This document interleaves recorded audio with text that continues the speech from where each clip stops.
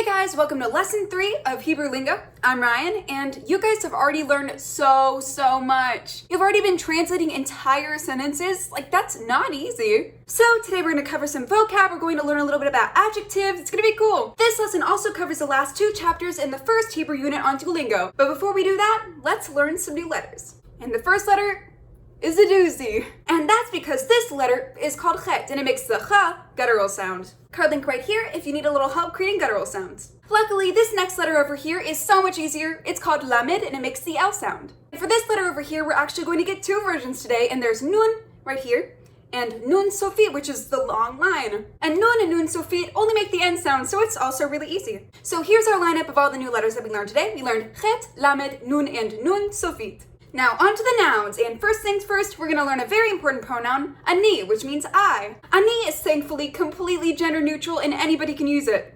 But when you use verbs with it, you do use gendered verbs. Okay, on to our next vocab word, which is actually the first animal word we ever learn, yonah, which means dove. Yonah is actually feminine, but you could pretty much get away with any dove being called yonah. But if you wanted to get into the technicality of things, you could call a male dove a yon, although a lot of Hebrew speakers don't even know that. Now here's a pretty easy one. Wine in Hebrew is yain. It's also probably my favorite word to spell ever. Like, it looks so cool with the yod nun sofit. Now here are 2 words that I get confused between on a daily basis. There's lechem, which means bread, and there's chalav, which means milk. I guess the way that you can kind of differentiate between the 2 is that the word with the actual bet in it is actually the translation for the word that does not have a B in it at all. So milk is chalav and bread is lechem.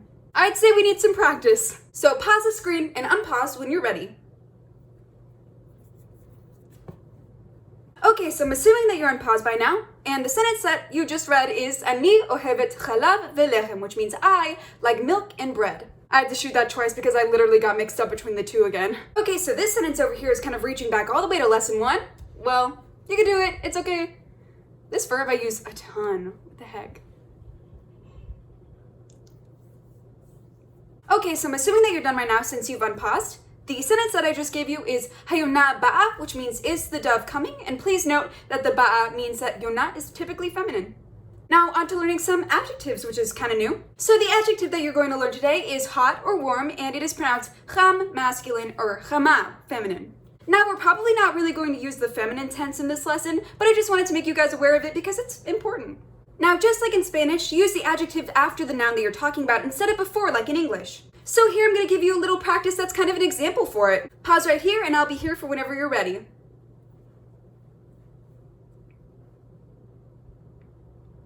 Okay, so I'm assuming that you're on pause right now. What the sentence says is hachalav cham, which means is the milk hot?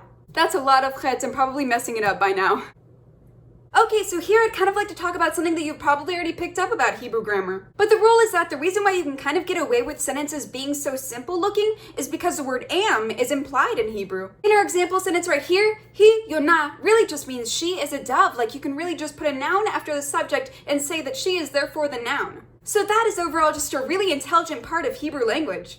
Now for the final thing that you're going to learn today, and this is a very important one, the word lo, which means no. Lo not only means no, but it can also be used in a sentence as the word not. So you put it before the adjective, the noun, or the verb that you're saying that the subject is not. So let's do the final practice cluster of the day, which will kind of show a little bit of an explanation of what that just meant. Here is the first sentence. Pause. Think.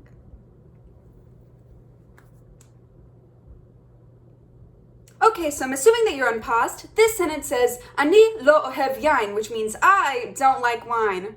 Which, if you're underage, you shouldn't. Don't do drugs. Practice number 2. Here you go. Here's the sentence. It's a lot easier. Another throwback.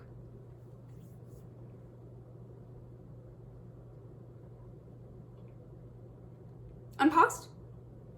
Okay, well, this sentence says Ani lo ba, which means I am not coming. Also, the translations that I say out loud are not exactly what it says on here sometimes, but that's okay because both of them are kind of the correct translations.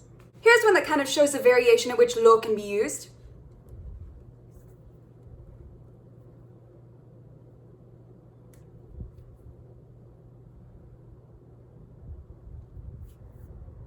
Done? Okay, well this sentence says lo ani ohevet lechem, which means no, I love bread. Who is saying that I don't like bread? Blasphemy. Okay, next one. This one is definitely a challenge. Good luck, you can do it.